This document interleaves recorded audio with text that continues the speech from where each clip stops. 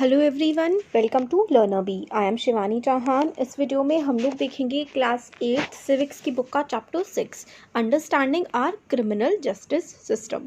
तो इससे पहले हम लोगों ने जुडिशरी के बारे में देखा था कि किस तरीके से अगर किसी का कोई भी राइट वॉयलेट हुआ है, फंडामेंटल राइट जो कि हमने चैप्टर 1 में देखे थे, हमारे 6 फंडामेंटल राइट्स में से अगर कोई भी वॉयलेट हुआ है तो हम लोग कोर्ट के पास जा सकते हैं और उसके खिलाफ हम केस कर सकते हैं। या फिर अगर कुछ हमारे साथ गलत हुआ है या किसी के साथ भी कुछ गलत हुआ है तो वो भी कोर्ट में जा सकता है। तो अब किस तरीके से क्रिमिनल जस्टिस सिस्टम काम करता है यही हम लोग इस वाले चैप्टर में देखेंगे। तो देखिए, ये एक ना मतलब डेट बताई गई है 18/7/2006 की ये बात है।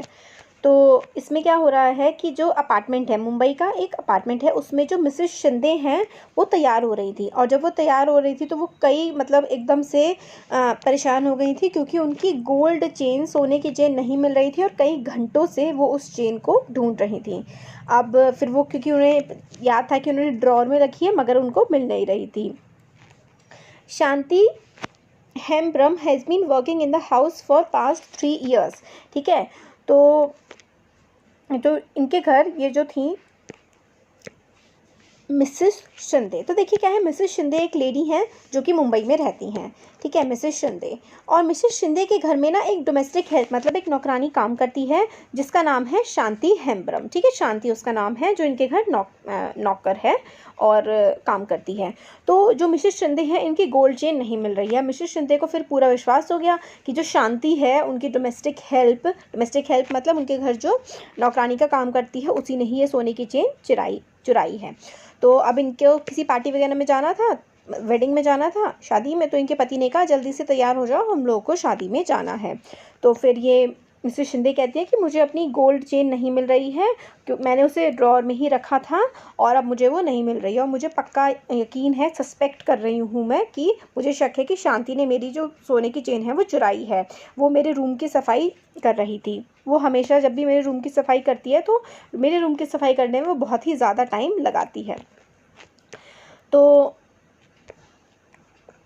एकदम से जो है मिसेस शिंदे वो शांति से कहने लगी कि क्या तुमने अब चोरी करनी भी शुरू कर दी है, और वो भी तुमने मेरी गोल्ड की चेन, मेरी सोने की चेन चुराई है। मुझे तुम्हारा ट्रंक मतलब होता है बक्सा, मुझे तुम्हारा जो बक्सा है वो चेक करना है और उसके बाद मैं पुलिस को बुलाऊंगी ताकि so if you have the chain return it now. तो मतलब अगर तुम्हारे पास चेन है तो वापस कर दो, नहीं तो मैं पुलिस को बुलाऊंगी। फिर मिसेस शिंदे जो हैं वो शांति है, शांति मतलब उनकी जो डोमेस्टिक हेल्प है, उसका जब ट्रंक चेक करती है ना तो उस ट्रंक में, उस बक्से में उन्हें 10,000 रुपये मिलते हैं एक एनवेलप में रखे हुए। और वो चिल्लाने लगती है कि शांति ने ही मतलब मेरी चेन चुराई है, वरना इसके पास ये 10,000 रुपये कहाँ से आते, इसने मेरी चेन बेची होगी और चेन बेचने के बाद इसे ये पैसे मिले हैं। फिर शांति कहती है कि साहब, मैं और मेरा भाई जो है ये जो पैसा है ये 1 साल से बचा रहे हैं ताकि हम गाँव में जो है एक बैल खरीद सकें।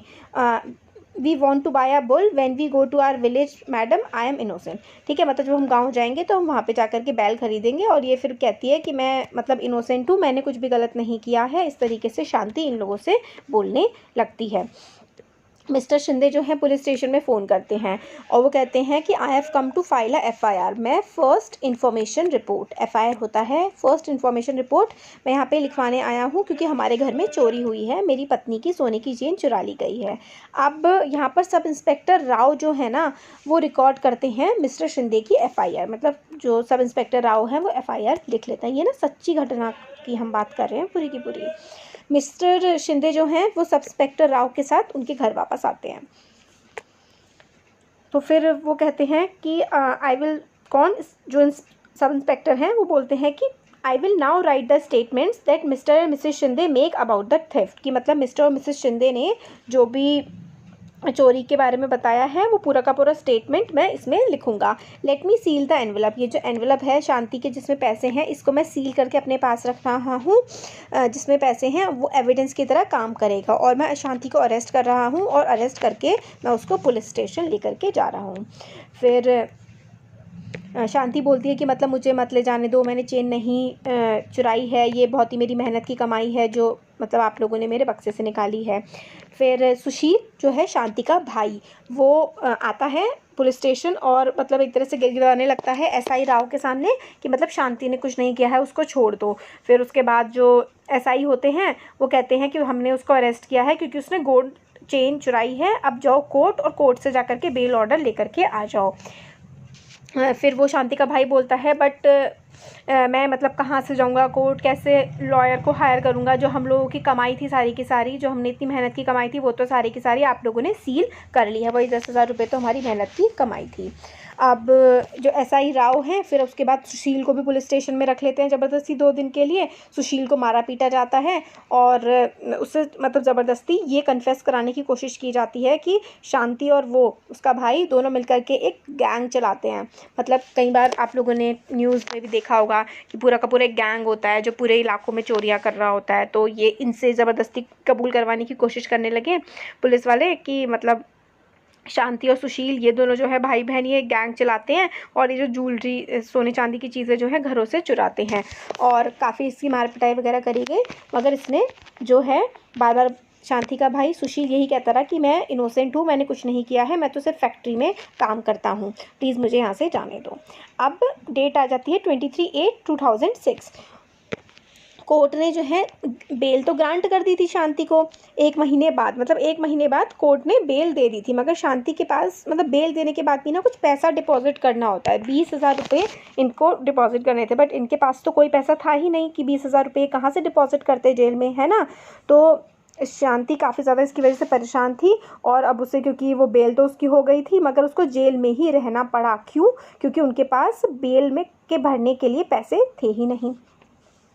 अब वो सोचने लगी कि मेरा क्या होगा, मैंने तो कुछ भी गलत नहीं किया हुआ है, फिर भी मैं ज़बरदस्ती मतलब यहाँ पे जेल में पड़ी हुई हूँ, बिहाइंड द बार्स मतलब सलाखों के पीछे हूँ। और मैडम ने मतलब वही सोच रही थी कि मैडम ने मेरे पे इल्ज़ाम लगाया बट मैंने तो ऐसा कुछ भी किया ही नहीं है। And the money that we have saving I will ever get it back. क्या जो मतलब 10,000 रुपये इन लोगों ने इतनी मुश्किल से 1 साल से ये लोग सेव कर रहे थे, इनकी मेहनत की कमाई थी वो, तो इनके पास वो कहाँ से आएगी। अब आगे की डेट बढ़ती है 14/9/2006, 14/9/2006 की बात है। The police files a chargesheet in magistrate court. अब जो है पुलिस जो है चार्जशीट फाइल करती है, पहले जो एफआईआर लिखी थी फिर उसके सबके बयान वगैरह लेके पुलिस ने एक चार्जशीट बना दी और मजिस्ट्रेट जो कोर्ट होता है उसमें वो पूरी भेज दी गई। Court gives a copy of the chargesheet including statement of witness to Shanti. तो कोर्ट ने एक चार्जशीट जो पुलिस ने बनाई थी वो शांति को उसकी एक कॉपी दे दी और पूरा का पूरा विटनेस वगैरह जो भी है मतलब स्टेटमेंट वगैरह थे सब कुछ की कॉपी एक शांति को दे दी गई। शांति ने कोर्ट को कहा कि उसके पास कोई लॉयर नहीं है और मतलब उसके खिलाफ जो ये केस है झूठा है, उसने कोई भी चोरी नहीं की है। मजिस्ट्रेट ने एक एडवोकेट अपॉइंट करा कमला रॉय को शांति की डिफेंस लॉयर, ठीक है, एट द गवर्नमेंट एक्सपेंस, क्योंकि हमारे देश में कानून है कि कोई गरीब है और अगर वो लॉयर अफोर्ड नहीं कर सकता है ना तो सरकार उसको लॉयर देती है, तो सरकार ने ही शांति को लॉयर प्रोवाइड किया। तो यही हमें इसमें बताया गया है आर्टिकल 22। तो हमारे संविधान का ना आर्टिकल 22 है। आर्टिकल 22 ऑफ द कॉन्स्टिट्यूशन ये कहता है कि every person has a fundamental right to be defended by a lawyer. हर किसी के पास एक संवैधानिक अधिकार है कि उसको लॉयर डिफेंड करेगा, ठीक है। आर्टिकल 39A कहता है कॉन्स्टिट्यूशन का, आर्टिकल 39A कहता है places duty upon the state to provide a lawyer to any citizen who is unable to engage one due to poverty or other disability। मतलब article 39A जो है constitution का वो ये कहता है कि अगर कोई इंसान बहुत ज़्यादा गरीब है और वो लॉयर हायर नहीं कर सकता है, मतलब वकील को पैसा वो नहीं दे सकता है, तो ये सरकार की ड्यूटी है कि वो उसको लॉयर प्रोवाइड करे। तो इसलिए शांता को भी लॉयर प्रोवाइड किया गया सरकार के द्वारा। अब एडवोकेट जो थी कमला रॉय मैं शांता बोल रही हूँ, शांति के पास आई तो फिर शांति जो है वो एडवोकेट कमला रॉय को पेपर दे देती है कि ये मेरे केस के पेपर हैं और मेरे को फॉल्सली मतलब झूठे तौर पर मेरे पे केस लगाया गया है गोल्ड की चेन चुराने का, बट ऐसा मैंने कुछ भी नहीं किया है। और फिर वो उसका भाई शांति का भाई ये बताता है कि दे फाउंड मतलब 10,000 रुपये शांति के ट्रंक में उन लोगों को मिले और उन लोगों को लगा कि ये चेन बेच के उसने रखे हैं अपने ट्रंक में, मगर वो तो हम लोग 1 साल से हम दोनों अपनी सेव कर रहे थे। अब 11/12/2006 the court frames a charge of theft of Mrs. Shinde's gold chain and possession of money 10,000 got from selling। तो यही बोलते हैं कि ये चार्ज शीट जो उसी के बारे में है कि जो 10,000 रुपये मिले हैं और मतलब जो चेन चोरी हुई है और उसके एविडेंस में ये मान रही थी कि 10,000 रुपये मिले हैं, तो मतलब हाँ इसी ने चुराई है। तो जो वही है मिसेस शिंदे कहती हैं कि मैं मानती हूँ कि इसने मेरी चेन चुराई है, तो इस पर केस होगा, मतलब किया जाए। अब देखिए अगला साल आ गया 8/3/2007। Public prosecutor appears in case on behalf of state. तो क्योंकि ये पब्लिक प्रोसिक्यूटर कौन होते हैं अभी हम आगे इसमें देखेंगे। पब्लिक प्रोसिक्यूटर वो होते हैं जो जैसे कि क्राइम किया है किसी ने, ये जो थेफ्ट होता है ना, जो चोरी होती है, चोरी मतलब क्राइम अगेंस्ट पूरी सोसाइटी होता है, मतलब चोरी करना तो पूरी सोसाइटी के खिलाफ क्राइम है, इसलिए इस केस में पब्लिक प्रोसिक्यूटर बुलाया गया। He present Mrs and Mr Shinde case as a key witness. तो मिस्टर और मिसेस शिंदे जो है वो की विटनेस हो जाएंगे इस केस में, क्योंकि भाई उनकी चेन चोरी हुई है, उन लोगों ने भाई उसका शांति का ट्रंक जब चेक किया तो 10,000 रुपये मिल गए, तो पुष्टि हो गई कि भाई हाँ चुरा करके बेच दिए और ये उसके पैसे हैं। तो यही बताया गया। So tell me Mrs Shinde how did the gold chain go missing. तो इन्होंने जो पब्लिक प्रोसिक्यूटर थे जो कि वो मिसेस शिंदे से पूछने लगे कि आप ये बताइए कि जो ये चेन है ये किस तरीके से गायब हुई थी। तो ये मिसेस शिंदे बताने लगी कि मैंने जो चेन है वो ड्रॉर में रखी थी, और जब मैं कोई आउटसाइडर, कोई बाहर का इंसान तो घर में आता नहीं है, और फिर मेरी चेन गायब थी, तो मैंने शांति का जब ट्रंक चेक किया, ट्रंक मतलब बक्सा, तो उसमें 10,000 रुपये का एनवलप मिला, और ये उसको पक्का उसने 10,000 रुपये और कहाँ से आएंगे उसके पास, उसने जो मेरी गोल्ड चेन है उसको बेचा होगा, तभी वहाँ से आए होंगे। फिर जो दूसरी एडवोकेट है जो शांति के लिए केस लड़ रही हैं, वो मिसेस शिंदे से कहती हैं कि तो बेसिकली आप ये कह रही हैं कि आपने शांति को चोरी करते हुए नहीं देखा है, ना ही आपने शांति के पास से चेन निकाली है। तो ऑल्सो 3 साल से शांति आपके वहाँ काम कर रही है और कभी भी उसने ऐसी कोई चोरी नहीं करी, ना ही आपके घर से कोई चोरी हुई है, और आप रेगुलरली हर महीने आप उसको 1,000 रुपये महीने के पे भी कर रही हैं। मतलब 3 साल से आपके घर में शांति काम कर रही है, आपके घर में 3 साल से कोई चोरी नहीं हुई है, और 1 महीने आप हर महीने जो है 1,000 शांति को देती हैं। तो ये कहती हैं कि हाँ ऐसा ही है।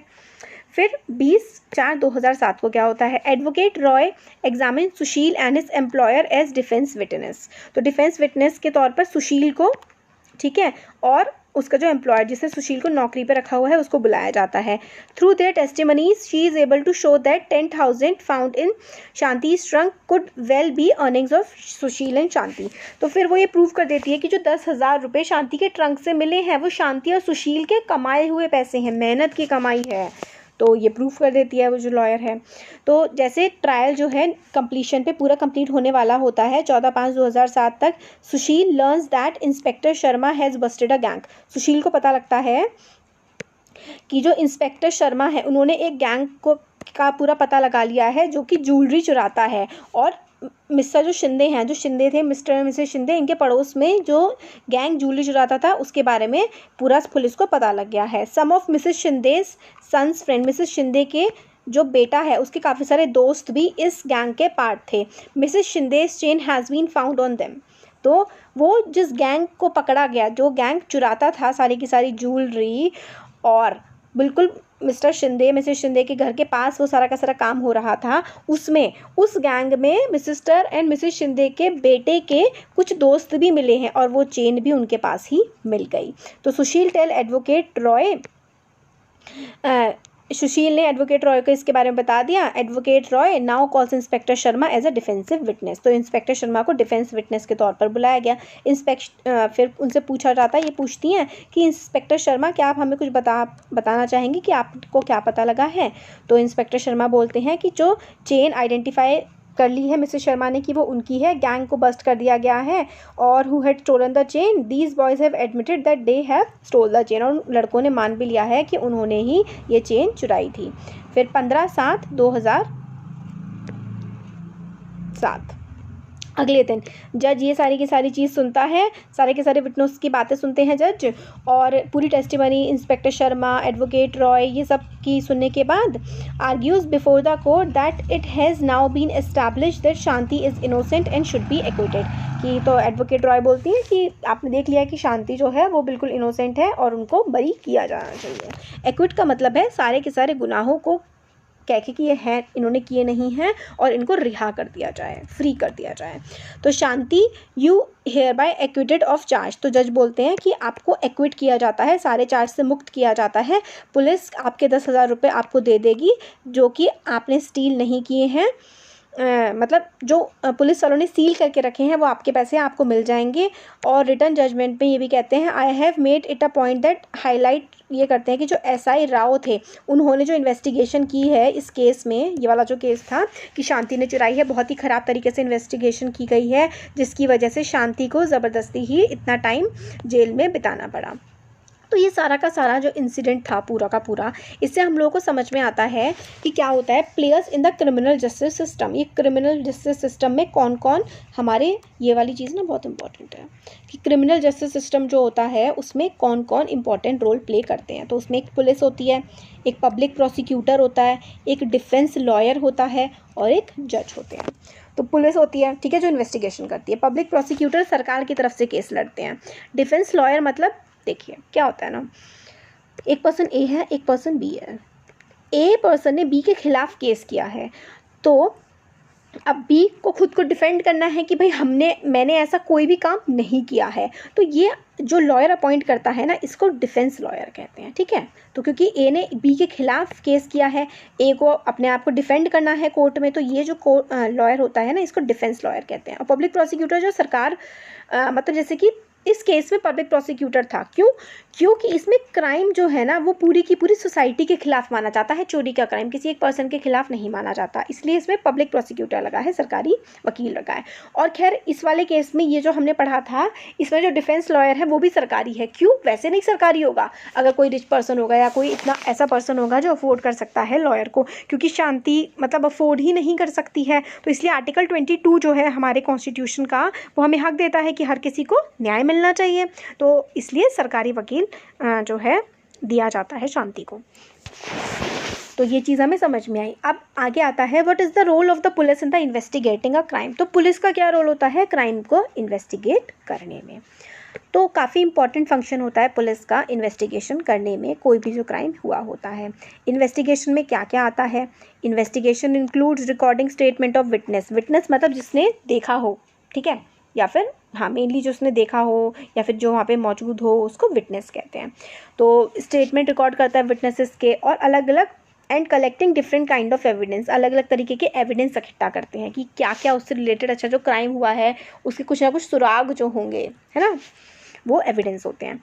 On the basis of the investigation the police are required to form an opinion. अब पूरे इन्वेस्टिगेशन उन्होंने कर लिया, अब कोई एक ओपिनियन उन्हें बनानी होती है कि अच्छा ये मुजरिम हो सकता है।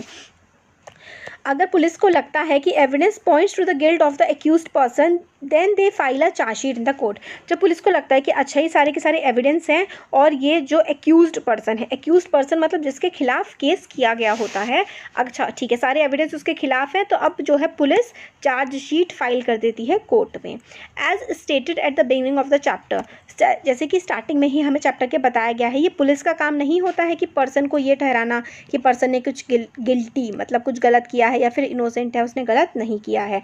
ये काम तो जज का होता है, ये पता लगाना कि उस इंसान ने जिसके खिलाफ केस किया गया है कुछ गलत किया है या नहीं। पुलिस का तो सिर्फ इतना ही काम होता है, एविडेंस इकट्ठा करना, ठीक है। पुलिस का काम मतलब सिर्फ और सिर्फ उसके खिलाफ सबूत इकट्ठा करना होता है, बाकी सारा काम कि कोई कौन सही है कौन गलत है ये काम देखना जज का होता है। यूनिट 2 वाला जो पार्ट था उसमें हमने देखा था कि rule of law, this is very important. Rule of law का ये मतलब होता है which means that everyone is subject to the law of land. मतलब इसका ये मतलब है कि हर कोई जो है वो इस देश का जो कानून है वो मानेगा, इंक्लूडिंग पुलिस भी देश का कानून मानेगी। सब जो है कानून को फॉलो करेंगे, कानून सबसे बड़ा है, कानून से बड़ा कुछ भी नहीं है, कानून के सामने सब बराबर हैं, यही होता है रूल ऑफ लॉ। तो पुलिस की जो इन्वेस्टिगेशन होती है उसको हमेशा लॉ के अकॉर्डिंग ही कंडक्ट करना चाहिए, और सारी की सारी रिस्पेक्ट दी जानी चाहिए ह्यूमन राइट्स को, मतलब मानवाधिकार जो होते हैं, एक इंसान के भी तो राइट्स होते हैं ना, उसको भी पूरी इंपॉर्टेंस दी जानी चाहिए। Supreme court has laid down guidelines that the police must follow at the time of arrest, detention and interrogation।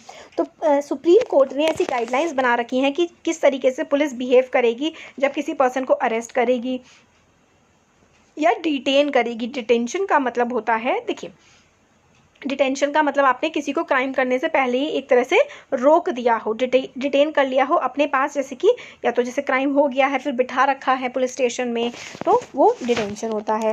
And interrogation, interrogation मतलब जो पूछताछ होती है, ये किस तरीके से पुलिस करेगी, इसकी गाइडलाइंस सुप्रीम कोर्ट ने पहले से ही बना रखी हैं। Police are not allowed to torture, police को हक नहीं है कि वो जो पर्सन है इन्वेस्टिगेशन करते हुए उसे टॉर्चर करे या मारे। They cannot inflict any form of punishment on a person even for petty offenses, किसी भी तरीके का कोई क्राइम हो, ऑफेंस मतलब होता है कोई भी गलत काम चाहे किसी ने किया हो या कुछ भी है, पुलिस का कोई हक नहीं है कि उसे मारे पीटे या टॉर्चर करे। अब आर्टिकल 22, इस चैप्टर की ये वाली चीज़ बहुत ज़्यादा इंपॉर्टेंट है। आर्टिकल 22 क्या होता है, तो देखिए आर्टिकल 22 हमारा क्या कहता है। आर्टिकल 22 जो है हमें एक फंडामेंटल राइट प्रोवाइड करता है। Article 22 of the constitution and criminal law guarantee to every person arrested the following fundamental rights. ये जो जिस पर्सन को अरेस्ट किया जा रहा है उसके पास ये फॉलोइंग फंडामेंटल राइट्स हैं। Right to be informed at the time of arrest of the offence for which the person is being arrested. तो हमारे पास या फिर किसी भी पर्सन के पास जिसको अरेस्ट किया गया है उसके पास ये राइट है जानने का कि भाई उसको अरेस्ट क्यों किया जा रहा है, और उसके पास ये भी हक है कि उसको मजिस्ट्रेट के सामने प्रेजेंट किया जाए विदिन 24 आवर्स ऑफ अरेस्ट, मतलब 24 घंटे के अंदर अंदर उसको, जिस पर्सन को अरेस्ट किया गया है उसको जज के सामने, मजिस्ट्रेट के सामने प्रेजेंट किया जाए। Right not to be ill treated और टॉर्चर ड्यूरिंग अरेस्ट, मतलब जिसको अरेस्ट किया गया है उसको इल ट्रीट या टॉर्चर ना किया जाए। Confessions made in police custody can not be used as evidence against the accused, और जो कन्फेशंस बात बुलवाई जाती है पुलिस के द्वारा, क्योंकि उसको मतलब एक एविडेंस, उसको प्रूफ नहीं माना जाएगा कोर्ट में, क्योंकि कई बार पुलिस काफ़ी टॉर्चर करके बुलवा लेती है, तो उसको एविडेंस के तौर पे नहीं माना जाएगा। अब बॉय, एक लड़का जिसकी एज 15 साल से कम है और किसी भी वुमेन को पुलिस स्टेशन में क्वेश्चन पूछने के लिए नहीं बुलाया जा सकता है, सिर्फ क्वेश्चनिंग करने के लिए नहीं बुलाया जा सकता है। अब सुप्रीम कोर्ट ने ना DK बसु गाइडलाइंस दी हैं। Supreme Court has laid down specific requirements and procedures that the police and other agencies have to follow, मतलब ये कुछ चीज़ें हैं, ये पॉइंट्स हैं, ये पुलिस को फॉलो करने पड़ेंगे अगर किसी को अरेस्ट कर रहे हैं, डिटेंशन में है या पूछताछ कर रहे हैं। क्या क्या है, पुलिस ऑफिशियल को हमेशा जब भी किसी को अरेस्ट कर रहे हैं या फिर इंटेरोगेशन कर रहे हैं तो बिल्कुल wear correct accurate and visible identification and name tags with their designation. तो पुलिस वालों की हमेशा जब वो वर्दी पहनते हैं ना तो उनकी पॉकेट के पास उनका नाम लिखा होता है और उनकी डेजिग्नेशन वगैरह सब कुछ पता होनी चाहिए उस पर्सन को, जिस पर्सन को वो अरेस्ट कर रहे हैं। Memo of arrest should be prepared eight the time of arrest, मतलब एक मेमो बना होना चाहिए कि अच्छा एक अरेस्ट कर रहे हैं, क्यों अरेस्ट कर रहे हैं, किस टाइम अरेस्ट कर रहे हैं, कहाँ से कर रहे हैं, ये मेमो होता है, ये सब एक बना होना चाहिए अरेस्ट के टाइम पे, जिस पे डेट भी लिखी होनी चाहिए।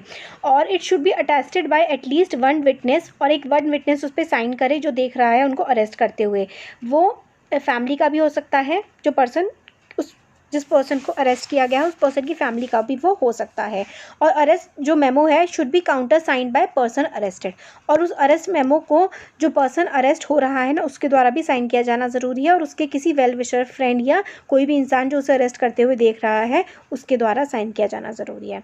पर्सन जिसको अरेस्टेड डिटेन किया गया है उसके फैमिली, फ्रेंड या किसी भी वेल विशर को, मतलब कोई भी फैमिली वाला है, फ्रेंड वाला है, अगर जैसे कि वाला मतलब फैमिली का कोई भी पर्सन है उसको बताया जाना बहुत ज़रूरी है। पुलिस बताएगी कि भाई इस पर्सन को हमने अरेस्ट किया है। अब फ्रेंड और relative lives outside the district, अगर कोई उस ज़िले के बाहर रहता है जहाँ पे अरेस्ट हुई है, and venue of custody must be notified by police with in 8 to 12 hours after arrest, मतलब अगर कोई बाहर रहता है उसकी पर्सन की फैमिली वाला जिसको अरेस्ट किया गया है तो 8 से 12 घंटे के बीच के अंदर अंदर ही मतलब बताना पड़ेगा पुलिस को कि उसको अरेस्ट कर लिया गया है। अब देखिए वीडियो बड़ा हो गया है, आगे का पार्ट जो है अब हम नेक्स्ट वीडियो में देखते हैं, ठीक है। कैसा लगा वीडियो ज़रूर बताइए, अच्छा लगा तो लाइक करिए, चैनल को सब्सक्राइब करिए, अपने फ्रेंड्स के साथ शेयर करिए। Thank you.